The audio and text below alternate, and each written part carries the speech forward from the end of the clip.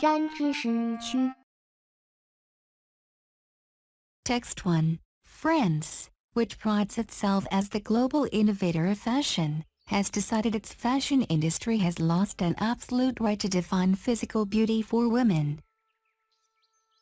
Its lawmakers gave preliminary approval last week to a law that would make it a crime to employ ultra-thin models on runways. The parliament also agreed to ban websites that incite excessive thinness by promoting extreme dieting. Such measures have a couple of uplifting motives. They suggest beauty should not be defined by looks that end up impinging on health. That's a start. And the ban on ultra-thin models seems to go beyond protecting models from starving themselves to death as some have done. It tells the fashion industry that it must take responsibility for the signal it sends women, especially teenage girls, about the social tape measure they must use to determine their individual worth. The bans, if fully enforced, would suggest to women, and many men, that they should not let others be arbiters of their beauty. And perhaps faintly, they hint that people should look to intangible qualities like character and intellect rather than dieting their way to size 0 or wasp-waist physiques. The French measures, however, rely too much on severe punishment to change a culture that still regards beauty as skin deep and bone showing. Under the law, using a fashion model that does not meet a government-defined index of body mass could result in an $85,000 fine and 6 months in prison. The fashion industry knows it has an inherent problem in focusing on material adornment and idealized body types. In Denmark, the United States, and a few other countries, it is trying to set voluntary standards for models and fashion images that rely more on peer pressure for enforcement. In contrast to France's actions, Denmark's fashion industry agreed last month on rules and sanctions regarding the age, health, and other characteristics of models. The newly revised Danish Fashion Ethical Charter clearly states, "We are aware of and take responsibility for the impact the fashion industry has on body ideals, especially on young people." The Charter's main tool of enforcement is to deny access for designers and modeling agencies to Copenhagen Fashion Week, CFW, which is run by the Danish Fashion Institute. But in general it relies on a name and shame method of compliance. Relying on ethical persuasion rather than law to address the misuse of body ideals may be the best step. Even better would be to help elevate notions of beauty beyond the material standards of a particular industry. Text 2. For the first time in history, more people live in towns than in the country. In Britain, this has had a curious result. While polls show Britons rate the countryside alongside the royal family, Shakespeare and the National Health Service, NHS, as what makes them proudest of their country, this has limited political support. A century ago, Octavia Hill launched the National Trust not to rescue stylish houses but to save the beauty of natural places for everyone forever.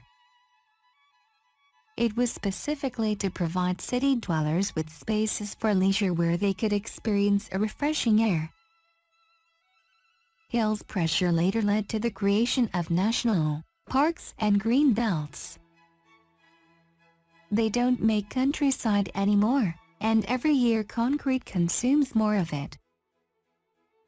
It needs constant guardianship. At the next election, none of the big parties seem likely to endorse this sentiment. The Conservatives' planning reform explicitly gives rural development priority over conservation, even authorizing off-plan building where local people might object. The concept of sustainable development has been defined as profitable. Labour likewise wants to discontinue local planning where councils oppose development. The Liberal Democrats are silent. Only UKIP, sensing its chance, has sided with those pleading for a more considered approach to using green land. Its campaign to protect rural England struck terror into many local Conservative parties. The sensible place to build new houses, factories and offices is where people are, in cities and towns where infrastructure is in place.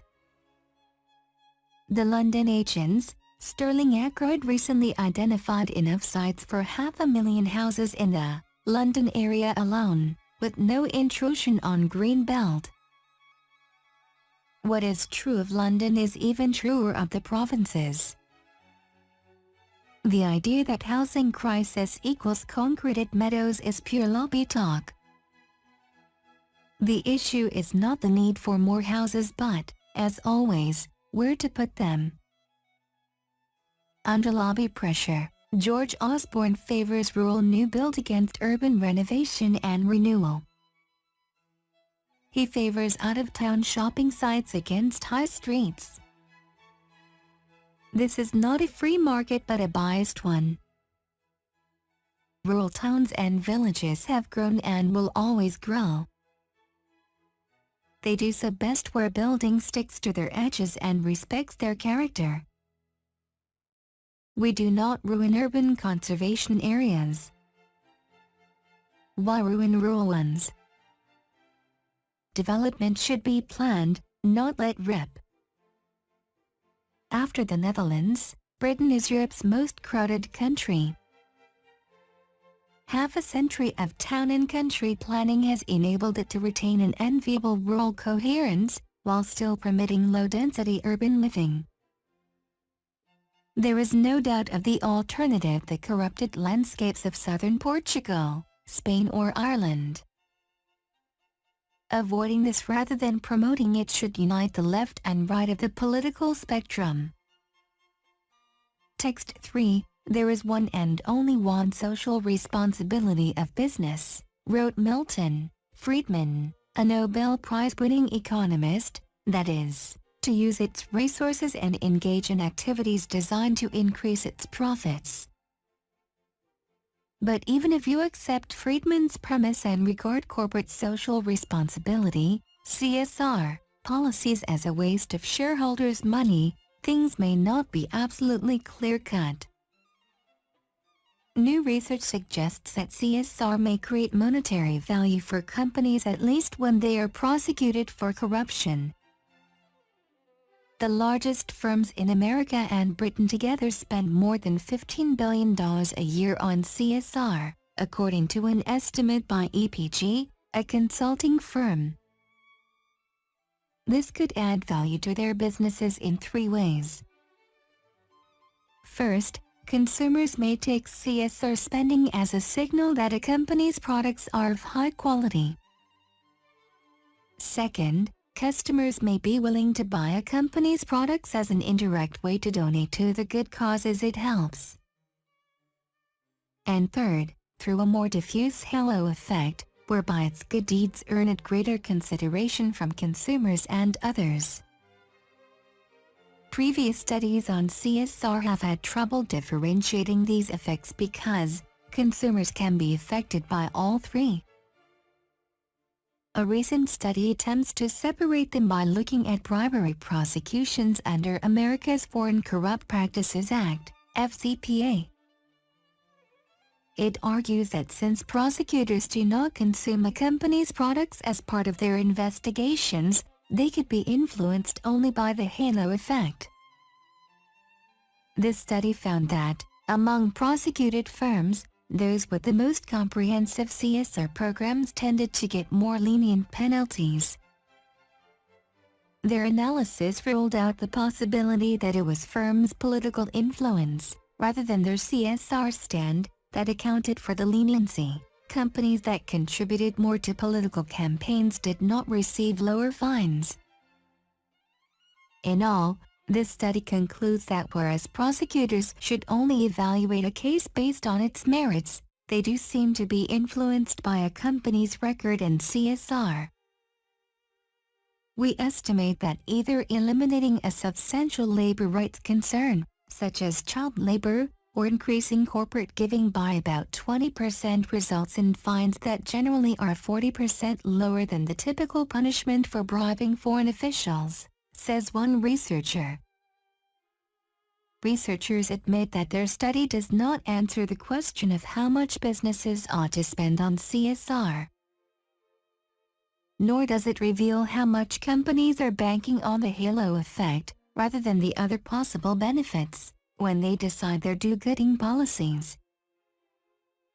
But at least they have demonstrated that when companies get into trouble with the law, evidence of good character can win them a less costly punishment.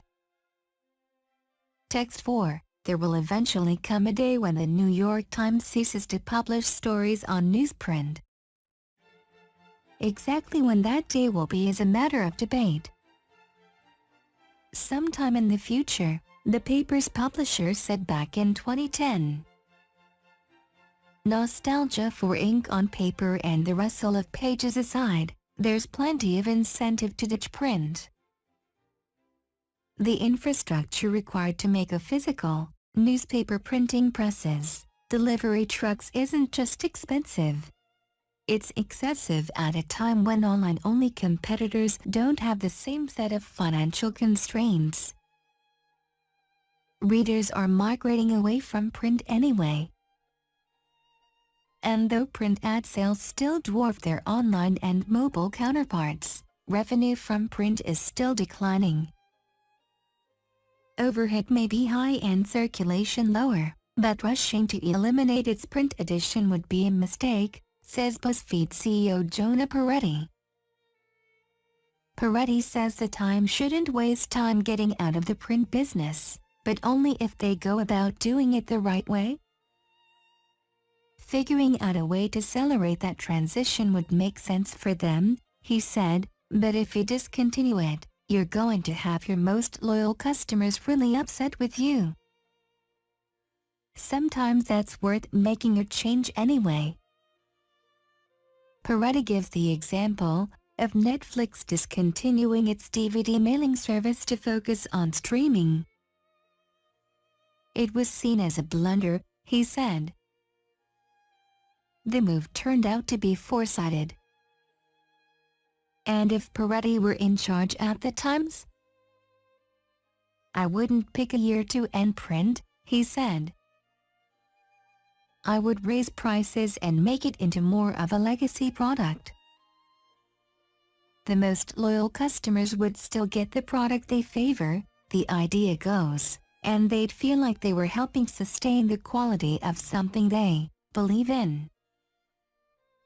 So if you're overpaying for print, you could feel like you were helping, Peretti said.